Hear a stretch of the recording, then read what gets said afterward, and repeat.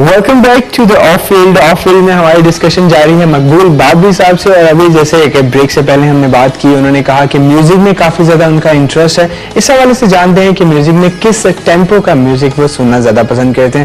بابی صاحب بتائیے کہ میوزک میں انٹرسٹ کلاسیکل ٹچ میں ہے, صوفیزم میں ہے, کس میں ہے؟ میوزک مجھے کافی براڈ اسپیکٹرم میوزک مجھے پسند ہے. مجھے جاز میوزک بہت زیادہ پسند ہے. مجھے پاکستانی میوزک بہت پسند ہے. پاکستانی میوزک میں صوفیانہ کلام مجھے پسند ہے, فیوژن پسند ہے. عبدہ پروین ابھی آپ کو ہم سنا رہے ہیں, بہت اچھا گاتی ہیں, بہت اچھا ایکسپریشن ہے, بہت فیل ہے اس کے اندر, بہت ڈیپتھ ہے.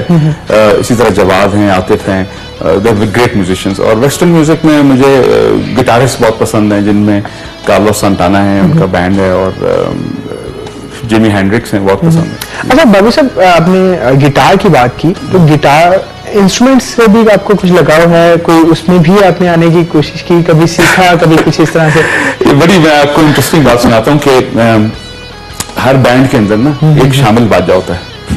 یہ بڑی انٹرسٹنگ بڑی اسٹوری ہے. انٹرسٹنگ اسٹوری ہے کہ بارات پہ آپ نے دیکھا ہوگا کہ جب بارات جاتی تھی پرانے زمانے میں, تو اس کے ساتھ ایک بھونپو والا بندہ ہوتا تھا, جس کے بعد بہت بڑا بھونپو ہوتا تھا, اتنا بڑا اس کا سوراخ ہوتا تھا. تو جو چھوٹے چھوٹے بچے ہوتے تھے نا گلی کے, جو جہاں بارات جاتی تھی, وہ تو سارے کے سارے اس کے ارد گرد اکٹھے ہو جاتے تھے, اور اس کو کہتے تھے چاچا کچھ بجا کے سنا. تو وہ بیچارہ جو ہے نا, وہ تو بجا نہیں سکتا تھا اکیلا, تو وہ کیونکہ وہ تو بم بم بم بس کرتا ہے, تو اس کو پھر بھی انسسٹ کرتے تھے لوگ. تو وہ کہتا تھا کہ میں شامل باجاؤں, یعنی باقی سارے بجیں گے تو میں شامل ہو جاؤں گا, میں نہیں بچ سکتا. تو اسی طرح میں ایک بینڈ تھا, اس کے ساتھ میں گٹار ایکچولی بجایا کرتا تھا. اچھا. لیکن میں ٹیلنٹ اتنی زیادہ میری نہیں ہے میوزک کی, لیکن مجھے ردم کا کچھ سینس تھا, تو میں ردم گٹارسٹ تھا اس کے ساتھ. یہ بہت عرصہ پرانی بات ہے, 70s کی بات ہے, 72 73 کی. اس کے بعد کنٹینیو نہیں کیا اس کے بعد؟ تو پھر لوگوں کو پتا چل گیا نا ٹیلنٹڈ ہونا چاہیے میوزیشین.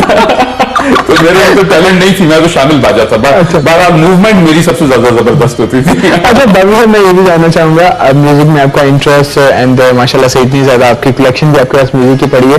شاپنگ جب آپ کرنے جاتے ہیں تو سب سے زیادہ شاپنگ میں کیا انٹرسٹ, کیا چیز آپ زیادہ خریدنا پسند کرتے ہیں, اور مطلب کس طرح سے آپ؟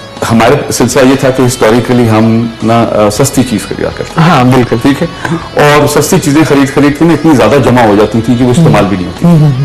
تو یہ شادی کے بعد اور الحمدللہ اب ریسنٹلی مجھے سمجھ میں آئی ہے کہ اس سے زیادہ اچھا کہ ایک اچھی چیز آدمی خرید لے جس کو استعمال کر سکے, بلکہ 50 ایسی چیزوں کے خریدنے کے جو کہ الماری میں صرف ٹنگی رہیں. تو اب میں نے کوشش آگے نا سستا رہے, بار بار مہنگا رہے, یہ حساب تھا. لیکن دیکھیں ہم انسان ہیں نا, ہماری ایک بیک گراؤنڈ ہوتی ہے, ہماری ایک سوچ ہوتی ہے.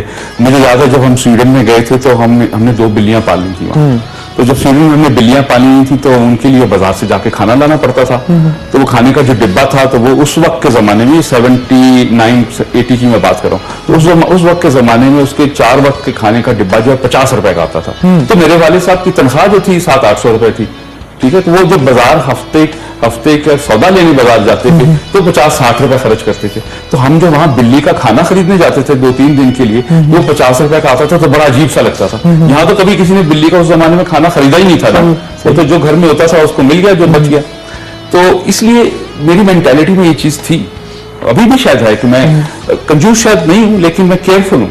لیکن اب کچھ بیوی کے پش کرنے پہ, کچھ اور لوگوں کے کہنے پہ, کچھ جو اپنے بچے ہیں, کچھ بہن کے بچے ہیں, ان کے کہنے پہ کوشش کرتے ہیں کہ مہنگی بھی چیز خرید لیں تو خیر ہے. اچھا آؤٹ فٹس میں آپ کو زیادہ آؤٹ فٹس کون سی پسند ہے؟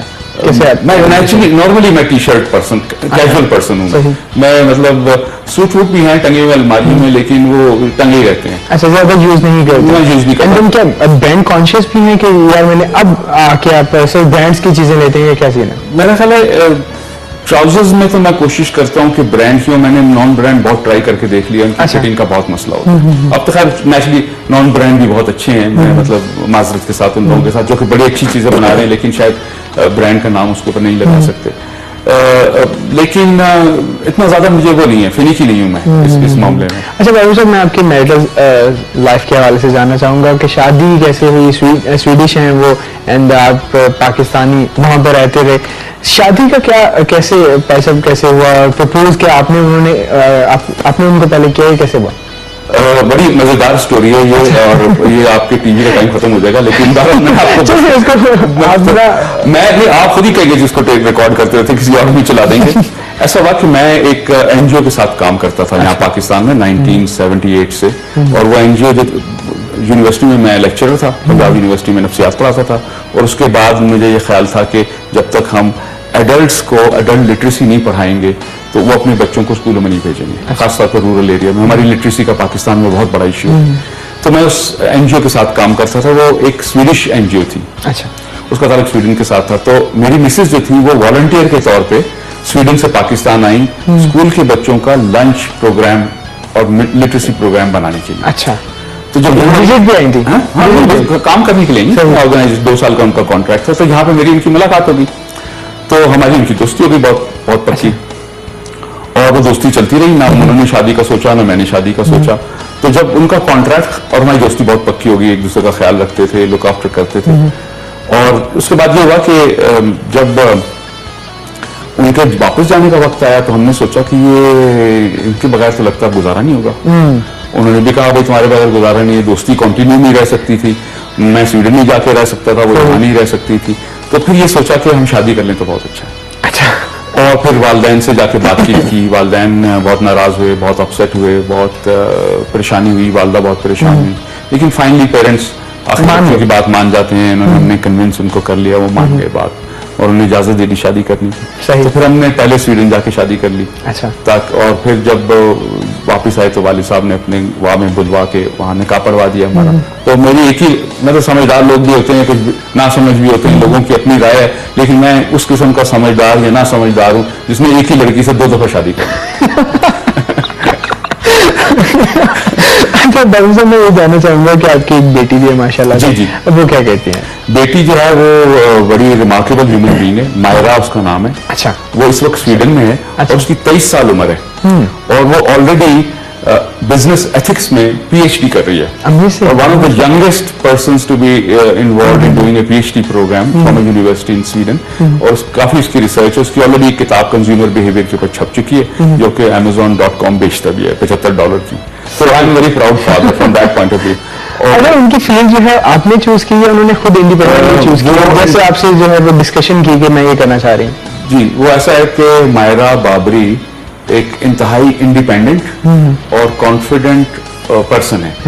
ان کو میرے ساتھ تعلقات ان کے بہت زبردست نہیں ہیں. اچھا, اور لیکن میری طرف سے زبردست ہے بہت. لیکن میرا خیال ہے ہر بچی جو ہے جو گرو کر رہی ہوتی ہے, وشسلی وگرسلی انڈیپینڈنٹ ہوتی ہے, اس کو خود اپنی راہیں تلاش کرنے کی ضرورت ہوتی ہے. اس نے بہت اچھی راہیں تلاش کی ہیں, میں اس سے بہت زیادہ فخر کرتا ہوں. لیکن میری اس میں کوئی سجیشن نہیں تھا ان کو. اچھا, وہ ٹیکسی ڈرائیور بننا چاہیں یا گولف کھیلنا چاہیں یا کچھ اور کرنا چاہیں, وہ ان تمام کو خواہش تھی. جو ہمارے پاس چھوٹی چھوٹی گاڑیاں ہوتی تھیں, ہم ایک دفعہ سویڈن گئے تو وہاں ٹیکسی ہم نے لی, تو بہت بڑی گاڑی تھی اور ایک لڑکی چلا رہی تھی. تو اس نے مجھے کہا مائرا نے کہ میں جب بڑی ہوں گی تو میں ٹیکسی ڈرائیور بننا چاہتی ہوں. اچھا, پھر جب اور چھوٹی تھی تو اس نے کہا کہ میں گولفر بننا چاہتی ہوں, میں پاپا کے ساتھ جا کے گولف کھیلا کروں گی. تو اس کی ماما نے اس کو کہا کہ بیٹا آپ جا کے پاپا کے ساتھ گولف کھیلو گے تو میں کیا کروں گی, تو گھر کی صفائی بھی تو کرنی ہوتی ہے.